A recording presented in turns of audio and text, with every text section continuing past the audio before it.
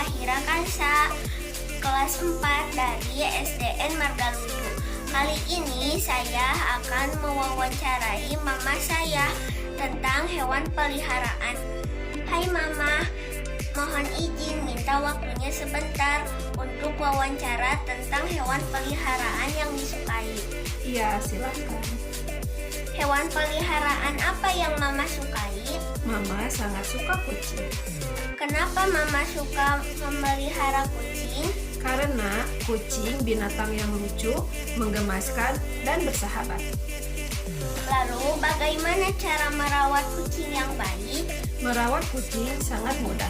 Pertama, kita harus memberinya makan dan minum yang sehat. Kedua, kita menjaga kebersihannya dengan memandikannya secara rutin dan menyisir bulunya. Selain itu, kita harus mengajaknya bermain, karena kucing yang aktif bergerak adalah kucing yang sehat. Di mana mama membeli makanan kucingnya? Mama membelinya di pet shop. Siapa nama kucing yang mama pelihara?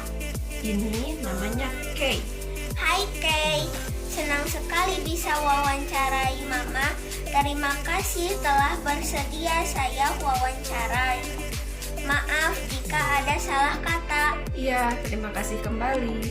Assalamualaikum warahmatullahi wabarakatuh.